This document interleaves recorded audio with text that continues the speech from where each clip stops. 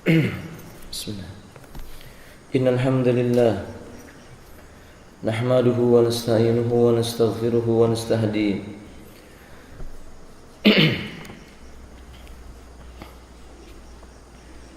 wa na'udzu billahi min shururi anfusina wa min sayyiati a'malina man yahdihillahu fala mudilla lahu wa man yudlilhu fala hadiya lahu. أشهد أن لا إله إلا الله وحده لا شريك له وأشهد أن محمدا عبد الله ورسول الله. اللهم صل على محمد وعلى آله وأصحابه ومن تبعهم بإحسان إلى يوم الدين. أما بعد. Ikhwati rahimani wa rahimakumullah. Kita lihat tafsir surah Abasa pada ayat yang ke-12. Sahih? Benar? Terakhir sampai ayat berapa? Ikhwan, tafsir Abasa terakhir sampai ayat berapa? Tidak ada yang ingat?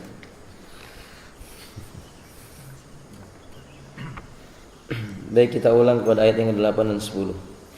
Allah berfirman, A'udzu billahi minasyaitonir rajim. Wa amma man ja'aka yas'a wa huwa yakhsha fa anta anhu talahha. Kata Allah Subhanahu wa taala, wa amma man, dan adapun orang yang ja'aka yas'a, datang kepadamu dengan bersegera, wa huwa yakhsha, sedangkan dia orang yang selalu merasa takut kepada Allah, fa anta anhu talahha, fa anta anhu talahha, maka kamu mengabaikannya. Kata Imam Al-Utsaimin rahimahullah ta'ala, hada, ucapan pada ayat ini adalah kebalikan, maqabilu qauli ta'ala, kebalikan dari ucapan Allah, amma man istaghna, adapun orang-orang yang diri mereka merasa cukup, fa anta lahu tasadda, justru engkau melayani mereka. Wa amma man ja'aka yas'a, dan adapun orang yang datang kepadamu dalam keadaan bersegera, ay yastajilu min ajli intihazil fursati ila khuduri majlisin Nabi sallallahu alaihi wasallam. Wa amma man ja'aka yas'a, maksudnya adalah orang ini bersegera ingin mengambil manfaat dan tidak menunda-nunda kesempatan supaya bisa hadir di majelisnya Rasulullah sallallahu alaihi wasallam. Ini orang buta, tapi dia orang yang sangat ingin mengambil manfaat. Dan orang buta ini, dia ingin sekali segera duduk di dekatnya Nabi sallallahu alaihi wasallam karena ada hajat pada dirinya. Wa huwa yakhsha, sedangkan dia ini orang yang selalu merasa takut kepada Allah tabaraka wa taala. Yani ikhwati rahimani Allah, maksudnya adalah yakhafullah azza wa jalla biqalbihi li'ilmihi bi'azamati, rasa takutnya kepada Allah azza wa jalla yang terus-menerus ada pada dirinya itu benar-benar tersimpan dalam hatinya. Jadi hatinya yang selalu merasa takut kepada Allah taala ini ternyata ada sebabnya. Lelaki buta ini sangat mengerti agungnya zat Allah azza wa jalla, makanya dia takut kepada Allah azza wa jalla. Ini faedah ilmu itu, semakin menambah manusia mengenal Allah. Ilmu semakin menjadikan manusia terus-menerus diawasi oleh Allah. Ilmu membuat manusia tidak pernah merasa aman dari Allah Subhanahu wa taala. Maksudnya mereka takut kalau melakukan sebuah kemaksiatan, Allah melihat mereka, dan tidak mungkin Allah tidak melihat. Allah nanti akan mengadabnya. Fa anta anhu talaha, kata Allah, maka kamu pun berpaling darinya, engkau mengabaikannya, maksud saya. Adapun orang buta, hanya karena butanya mungkin dia ingin bersegera duduk mengambil manfaat di sisimu, padahal hatinya diliputi dengan rasa takut karena pengetahuannya terhadap Allah yang zat-Nya Maha Agung lagi Maha Mulia itu, justru kamu mengabaikannya, kata Allah. Justru kamu mengabaikannya. Fa anta anhu talaha, ay tatalaha anhu wa tataghafala li'annahu saghala biru asa'il qawmi la'allahum yahtadun. Yani Nabi sallallahu alaihi wasallam acuh tak acuh kepadanya. Ia sibuk, beliau sallallahu alaihi wasallam sibuk melayani pembesar-pembesar Quraisy, karena Nabi punya niat baik. Harapannya agar pembesar Quraisy itu mendapatkan hidayah. Nah, maka Allah Subhanahu wa taala menegur Nabi, "Kalla, sekali-kali kamu jangan begitu." Yani la taf'alu misla hada, yaitu jangan kamu lakukan hal yang seperti itu, kata Allah Subhanahu wa taala kepada Nabi sallallahu alaihi wasallam. Wa lihada naqulu innaka lahunna harfun rada'un wa zajarun ay la taf'alu misla ma fa'alta. Jadi kita katakan kalimat kalla pada ayat ini merupakan huruf yang dipakai untuk memberikan teguran. Kalla itu artinya sekali-kali jangan kamu lakukan begitu. Ini kalimat teguran. Jangan lakukan hal yang seperti itu lagi. Ini menunjukkan bahwa Nabi itu apa, kan? Manusia. Kan Nabi keliru, salah. Walaupun beliau seorang Nabi, seorang Rasul, beliau salah, tapi ada hikmah dari kekeliruannya Nabi yang kemudian Allah nasihati dan Allah tegur. Ini menunjukkan Nabi itu apa? Maksum. Setiap kekeliruannya langsung ditegur oleh Allah Subhanahu wa taala. Nah, innaha tadhkirah.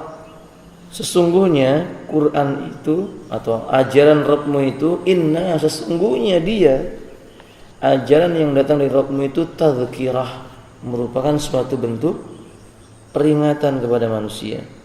Ail ayat al-Qur'aniyah allati anzalaha Allah ala Rasulih sallallahu alaihi wasallam, yaitu ayat-ayat Al-Qur'an yang diturunkan oleh Allah taala kepada Rasulnya, semuanya merupakan peringatan, sesuatu yang mengingatkan manusia, mengingatkan Allah, mengingatkan hari kiamat, mengingatkan hinanya dunia dan yang lain-lainnya.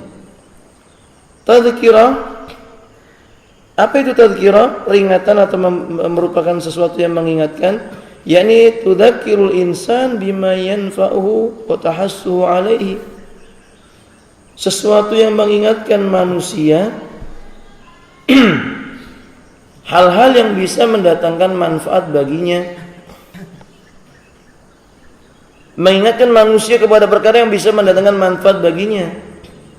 Lalu ayat Quran itu menganjurkan mereka untuk mengamalkannya. Nah, ini benar ayat Quran kalau kita lihat isinya peringatan buat kita. Misalnya Allah mengatakan innama amwalukum wa auladukum fitnah. Sesungguhnya hartamu dan anak keturunanmu mereka itu adalah apa? Ujian. Maka Allah ingatkan di ayat yang lainnya, hal adullukum ala tijaratin tunjikum min adzabin alim tu'minuna billahi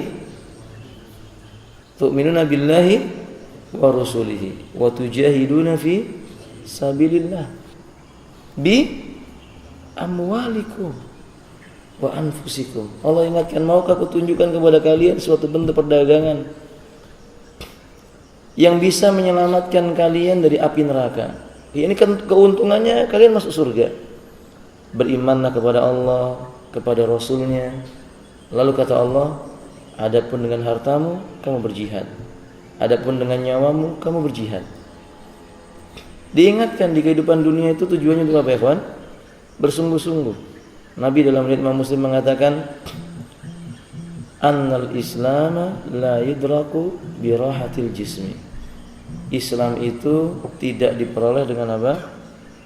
Islam tidak diperoleh dengan hidup bersantai-santai, tidak, rahatul jismi. Ya sungguh-sungguh berjuang, ya alhamdulillah. Untuk dapat surga itu perlu dengan perjuangan. Nah, itu ayat mengingatkan kepada kita. Ayat mengingatkan tentang bahayanya dunia, ayat mengingatkan tentang hakikat hidup, ayat mengingatkan di mana harusnya manusia itu hidup. Nah, kampung akhirat itu adalah kampungnya kaum muslimin. Ini mengingatkan mereka. Nah, makanya beliau mengatakan, kalla innaha tadhkirah. Sekali-kali kamu jangan begitu terhadap orang itu. Sesungguhnya ayat-ayat Allah ini merupakan peringatan, mengingatkan manusia pada hal-hal yang bisa mendatangkan manfaat dan menganjurkan mereka mengerjakan yang manfaat itu. Wa tudzakiru lahu ma yadurru wa tahduru minhu wa yatta'idu bihal qalbu. Dan ayat Al-Quran itu mengingatkan mereka pada hal-hal yang memudaratkan mereka, memberikan kepada mereka ancaman supaya hati bisa mengambil mau'izah dengan ayat Al-Quran itu, bisa mengambil nasihat dari ayat-ayat Al-Quran itu. Nah, ini Quran. Maka maksudnya, kalau Quran ini merupakan peringatan bagi manusia, itu tidak dibedakan antara manusia yang kaya maupun yang miskin, yang sehat maupun yang sakit, yang matanya melihat maupun yang tidak melihat. Mereka berhak untuk mendapatkan peringatan dari Al-Quranul Karim ini. Ini juga nasihat bagi kita. Terkadang kita mungkin memandang manusia dari apa ya, kawan? Penampilannya. Kadang kita memandang manusia dari penampilannya, dari apa yang tampak. Ini nggak boleh. Nabi kita mengingatkan kepada kita, innallaha la yanzuru ila suwarikum wala ila amwalikum walakinnallaha yanzuru ila qulubikum. Wa fi riwayah wa a'malikum. Sesungguhnya Allah tidak melihat kepada bentuk tubuh kalian, tidak pula melihat kepada banyak sedikitnya harta kalian, akan tetapi Dia melihat ke dalam hati kalian. Dalam riwayat Imam Muslim ada tambahan, dan amal perbuatan kalian. Lelaki buta ini Allah memberikan tazkiyah tentangnya. Wa huwa yakhsha. Wa amma man ja'aka yas'a. Dan ada pun orang yang datang kepadamu dalam keadaan dia bersegera. Yas'a, bersegera. Wa huwa yakhsha, dalam kondisi selalu takut kepada Rabbnya. Dipuji oleh Allah hati orang ini. Mungkin penampilannya di sisi kita dia nilainya kurang, tapi di sisi Allah dia punya nilai yang tinggi. Rasa takutnya kepada Allah tabaraka wa taala. Kemudian alhamdulillah rahimani wa rahimakumullah.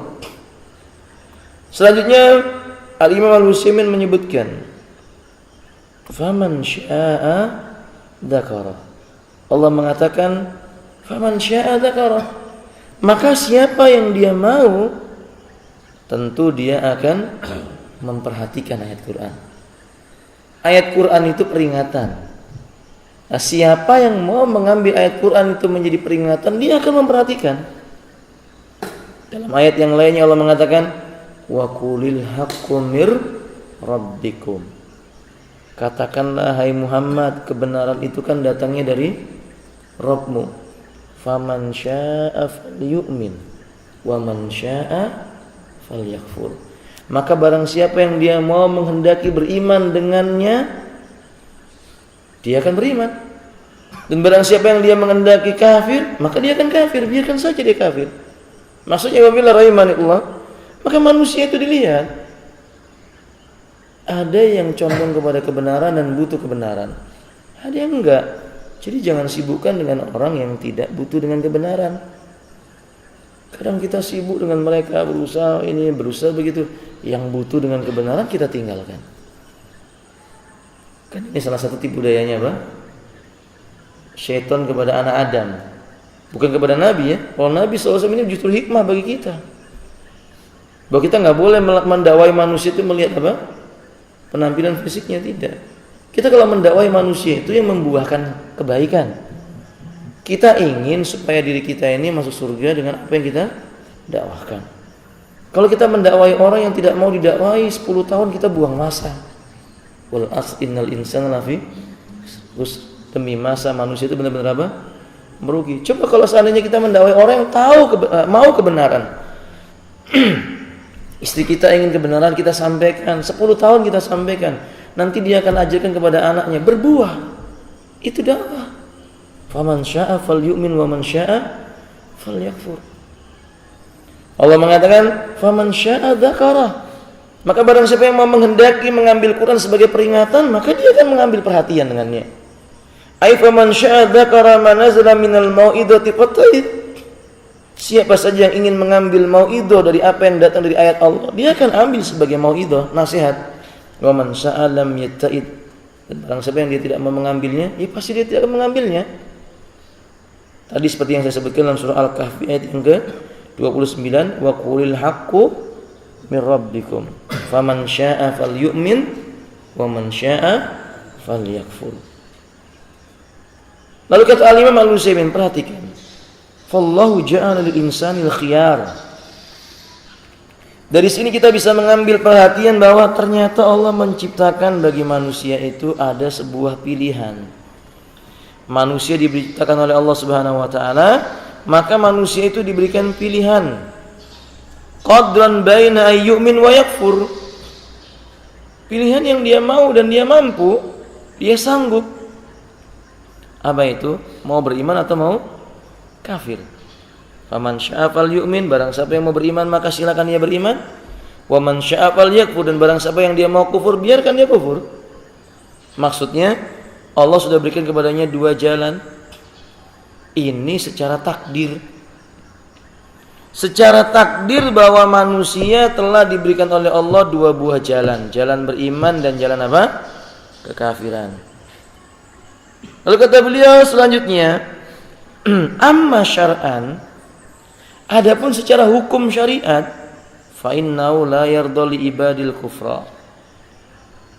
Maka Allah tidak mungkin meridhai hambanya untuk berbuat apa? Kekafiran. Enggak mungkin. Allah hanya mau mereka itu beriman. Walaysal insanu mukhayyirun syar'an. Secara syariat manusia enggak punya pilihan, dia harus beriman. Makanya kalau enggak beriman, tempatnya neraka. Innal ladzina kafaru min ahlil kitabi wal musyrikina fi nari jahannam. Ya ayuhan nabiyyu jahidil kuffar wal munafikin waghlud 'alaihim wa ma'wahum jahannam. Sesungguhnya orang kafir itu dari kalangan ahlul kitab dan musyrikin, tempat tinggal mereka adalah neraka jahannam. Allah berkata kepada nabinya, wahai nabi, perangilah oleh orang munafik dan orang kafir. Bersikap tegas dan keraslah kepada mereka, karena tempat tinggal mereka adalah jahannam, neraka jahannam. Jadi nggak ada pilihan, kalau nggak beriman, ya dia kafir. Kalau orang kafir tempatnya neraka. Secara takdir mereka diberi oleh Allah pilihan, mau kafir atau mau beriman. Bukan berarti karena Allah nyuruh saya milih maka saya milih kafir, nggak begitu maksudnya. Ya kamu punya konsekuensi, kalau kamu kufur, kamu konsekuensinya neraka. Tapi Allah mewajibkan kepadamu untuk beriman. Dia tidak redha kepadamu dengan kekafiran. Walaysal insan mukhayyirus syar'an bainal kufri wal imani. Enggak punya pilihan seorang manusia itu antara kufur dan iman, tidak punya pilihan. Bal huwa ma'murun bil iman. Semua manusia diperintahkan oleh Allah untuk beriman. Wa mafrudun alaihil iman, mewajibkan kepada mereka untuk beriman ini. Lakin min haisul qadari huwa muhayyir. Tapi secara takdir memang mereka telah diberi oleh Allah pilihan. Walaysa kama yaz'umu ba'dun nas. Ini akidah Ahlussunnah, enggak seperti sangkaan sebagian orang manusia yang mereka itu mengatakan bahwa manusia itu nasirun mujbirun ala amali. Mereka itu dipaksa pada amalnya, enggak punya pilihan. Ini pendapatnya siapa, ikhwan? Mubtadi'un. Bal hadza qaulu mubtadi'in ibtada'ul jabariyah. Ini adalah pendapatnya kelompok ahli bid'ah yang membuat kebid'ahan dengan mengatakan pasrah dengan takdir. Ini namanya kelompok apa? Jabariyah. Minal Jahmiyah, dia dari golongan Jahmiyah, wa ghairihim, dan yang lain-lainnya. Kalau mau meluaskan bab ini silakan lihat dalam kitab Majmu' Fatawa wa Rasail oleh Al-Imam Al-Utsaimin pada juz yang kedua. Nah, fal insanu fil haqiqati mukhayyar. Manusia itu pada hakikatnya secara takdir dia diberikan oleh Allah hak pilih. Walidzalika idza waqa'a al-amr bi ghairi ikhtiyari kal mukrah wan naim wan nasi wa nawim lam yatarattab alaihi hukmu fima baina wa baina Allah taala. Makanya kalau ada suatu perkara yang terjadi pada diri seseorang yang dia punya hak pilih, tapi dia melakukannya misalnya karena terpaksa, atau karena tidur, atau karena dia lupa, atau yang semisalnya, orang seperti ini tidak dikenai hukum oleh Allah Subhanahu Wa Taala. Orang seperti ini tidak dikenai hukum oleh Allah Subhanahu Wa Taala. Ya mungkin ada orang tidur mengigau, orang bodoh mengucapkan satu kalimat yang pada asalnya itu kalimatnya kekufuran. Misalnya Nabi mengisahkan ada seorang lelaki berpesan kepada anaknya, bila nanti ia mati suruh membakar jasadnya. Lalu abunya disuruh menebarkan di atas gunung dan di pinggir lautan. Di atas gunung dan di pinggir lautan. Kenapa maksudnya, Ikhwan? Di atas gunung itu anginnya kencang. Di pinggir lautan juga anginnya kencang. Tujuannya supaya debunya itu berpencar-pencar. Lalu kata dia, kalau memang Allah itu sanggup mengumpulkan jasadku yang sudah hancur, maka dia akan mengumpulkannya. Maksudnya dia ragu. Maksudnya dia yakin bahwa Allah nggak bisa mengumpulkan jasadnya yang sudah bertebaran, yang sudah menjadi abu itu. Ini kan kekafiran. Orang yang tidak percaya bahwa Allah itu mampu mengumpulkan apa yang sudah terserat, itu kan hukumnya kafir. Paham ya, Pak? Tapi kata Nabi SAW, Allah mengampuni orang itu dan memasukkannya surga. Allah tersenyum melihat orang ini. Karena apa ya, kawan? Karena ketidaktahuannya. Karena ketidaktahuannya, maka Allah Subhanahu Wa Taala memaafkan dia. Bukan karena dia tidak ingin tahu, benar-benar dia tidak tahu tentang masalah ini. Nah, makanya ini nasihat buat kita. Kalau Allah saja memberikan kepada manusia itu uzur dengan sebab ketidaktahuan dia tidak kenai hukum, nah maka kita jangan bersikap seperti orang yang sesat. Orang Khawarij mengatakan ya tidak ada uzur. Pokoknya kalau sudah masalah ini nggak ada uzur. Mereka keliru sedikit langsung kafir. Begitu mereka itu. Nggak ada uzur bagi mereka. Nabi saja memberi uzur kepada sahabat. Di saat sahabat melewati Datu Anwat, kata sahabat ini, buatkan kami Datu Anwat ya Rasulullah, seperti milik mereka Datu Anwat. Oh, Nabi marah. Datu Anwat itu pohon keramat. Apakah Nabi mengatakan kamu meyakini Datu Anwat maka kamu apa? Kafir? Enggak, diberi uzur. Diberi apa? Uzur karena kebodohannya itu.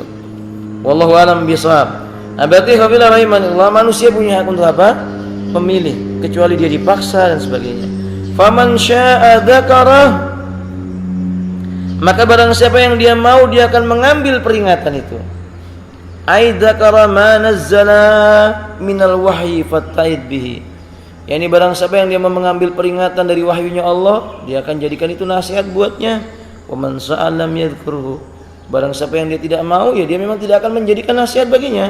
Mau dibacakan Quran sampai kapanpun dan bagaimanapun mereka tidak akan beriman. Karena Allah Subhanahu Wa Taala mengatakan, "A'andartahum am lam tundirhum? A'andartahum am lam tundirhum? La yu'minun." Surat apa ini, kawan? Surat apa? Al-Baqarah. Jangan sampai lupa antum. Apakah kamu mau berikan peringatan mereka Muhammad, ataukah kamu tidak peringatkan mereka ya Muhammad? Tetap aja mereka enggak mau beriman. Kenapa? Karena memang dia masalah apa yang Allah katakan, faman syaa'a dzakarah. Yang mau mengambil peringatan ya dia ngambil peringatan dan nasihat bagi hatinya. Yang enggak mau mengambil peringatan ya memang tidak mau mengambil peringatan. Dia maunya kafir. Wal muwafiqu man wafaqa Allah azza wa jalla. Orang yang mendapatkan taufik adalah orang yang diberikan oleh apa? Taufiknya Allah azza wa jalla. Ini nasihat bagi kita. Berarti hidayah itu haknya siapa? Hidayah itu taufik itu milik Allah. Hidayah itu taufik. Lihat Abu Hurairah, masyaallah, radhiyallahu ta'ala an. Setelah beliau masuk Islam, dia datang kepada Nabi lalu berkata, ibuku masih berada pada agama nenek moyangnya. Berdoalah kepada Allah agar Allah memberi hidayah kepada ibuku. Nabi doa, ya Allah berikan hidayah kepada ibunya Abu Hurairah. Esoknya Abu Hurairah datang lalu berkata ibunya masuk Islam. Masya Allah. Ini hidayah, ikhwan. Tapi lihat Nabi berdoa, ya Allah, kuatkanlah Islam dengan 2 Umar. Kuatkanlah Islam dengan 2 Umar atas salah satu dari 2 Umar. Siapa yang dimaksud dengan Umar di sana? Abu Lahab dan Umar bin Khattab. Tapi siapa yang diberi hidayah oleh Allah?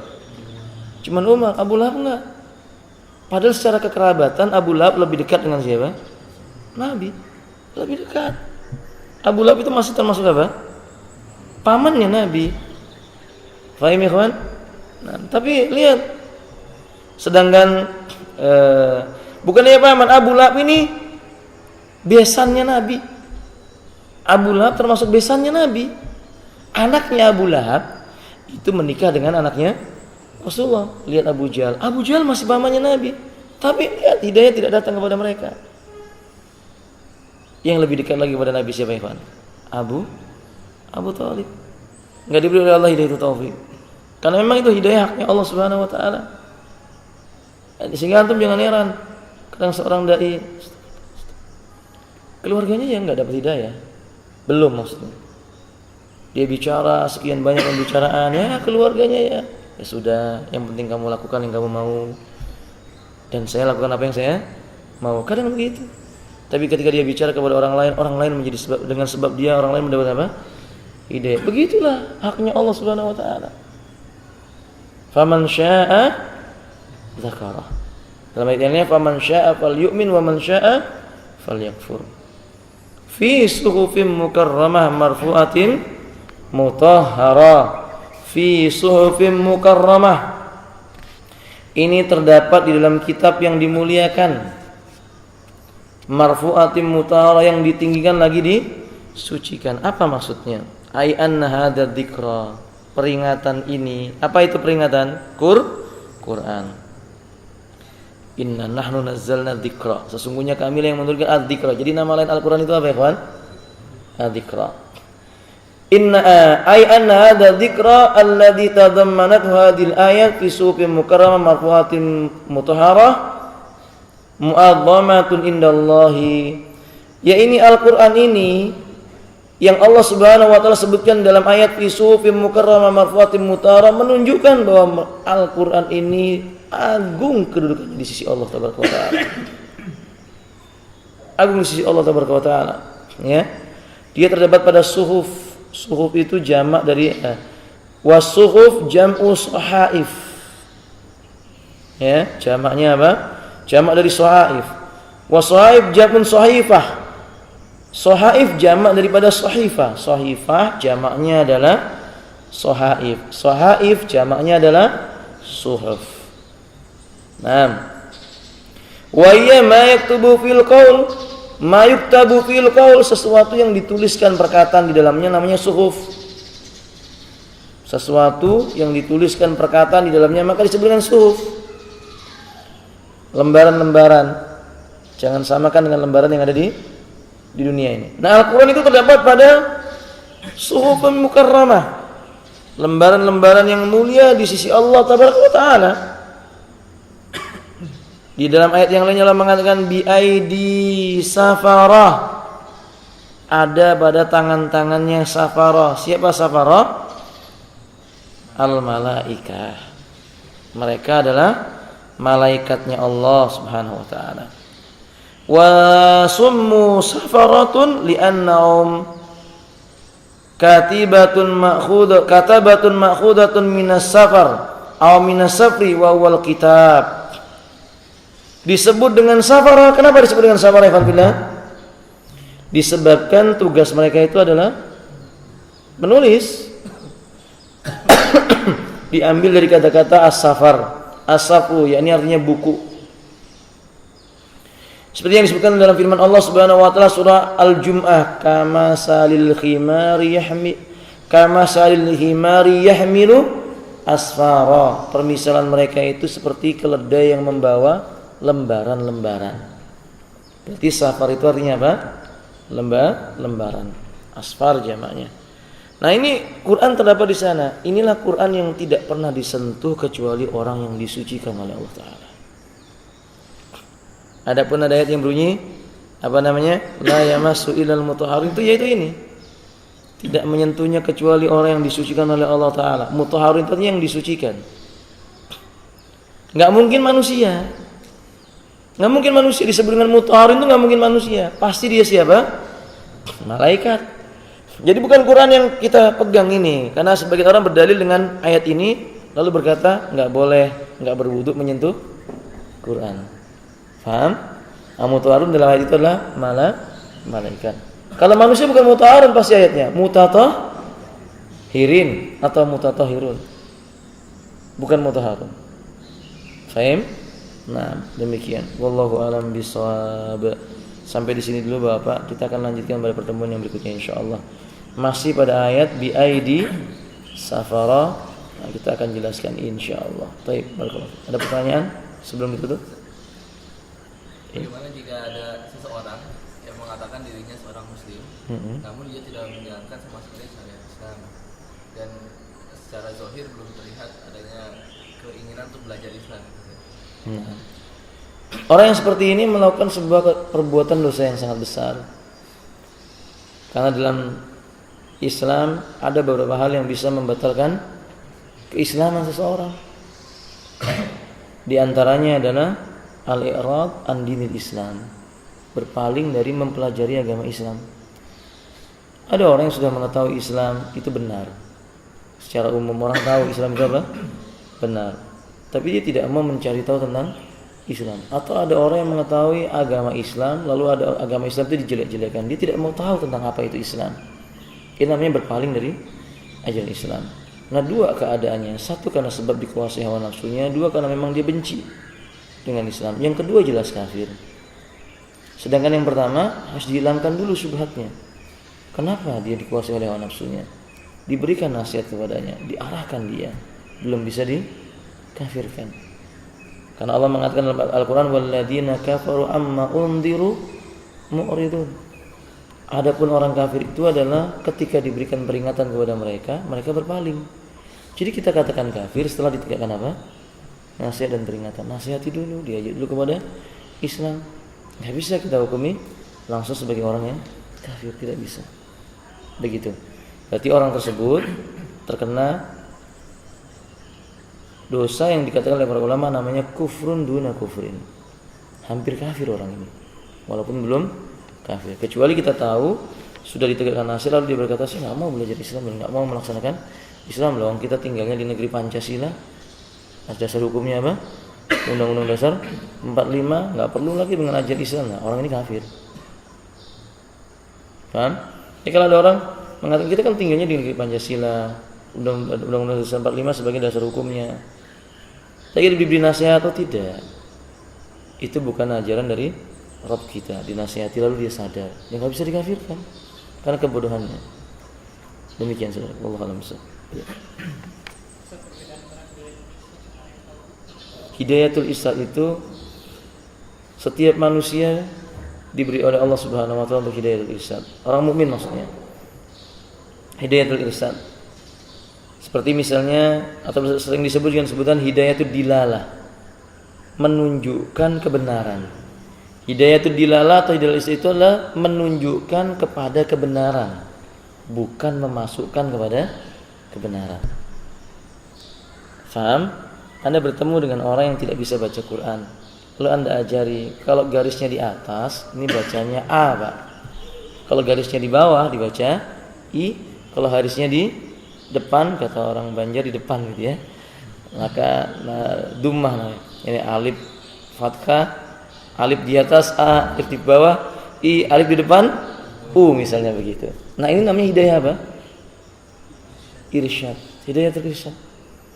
Ada orang minum khamr, lalu kita berkata, ini ada ayat yang menyatakan khamr haram. Itu namanya hidayatul irsyad. Tapi membuat orang itu meninggalkan khamr namanya hidayatul taufik. Hidayatul taufik. Dan itu haknya siapa ya kawan? Allah Subhanahu wa taala. Nabi saja enggak punya. Hidayatul taufik Nabi enggak punya. Nabi menunjukkan kepada orang-orang Quraisy dengan berkata, seandainya aku katakan kepada kalian di balik gunung ini ada pasukan berkuda ingin menyerang kalian, percaya kepadaku? Apa kata orang Quraisy? Kami tidak pernah menjumpai engkau berdusta sekali saja. Kami percaya. Lalu Nabi berkata, ketahuilah oleh kalian, jangan kalian sembah kecuali Allah. Langsung seketika itu Abu Jahal berkata, apakah kamu mau mengumpulkan kami hanya untuk mengatakan kalimat yang seperti ini? Agar kami meninggalkan Tuhan-Tuhan sesembahan kami? Celaka engkau ya Muhammad. Hilang hidayah apa? Enggak ada hidayah taufik baginya. Itu namanya hidayah taufik. Paham ya akhi? Wallahu a'lam bishawab. Nah. Kalau tidak ada kita cukupkan sampai di sini. Antum juga harus bekerja. Akhiru da'wana alhamdulillahirabbil alamin. Subhanakallahumma bihamdik asyhadu an la ilaha illa anta astaghfiruka wa atubu ilaik. Assalamualaikum warahmatullahi wabarakatuh.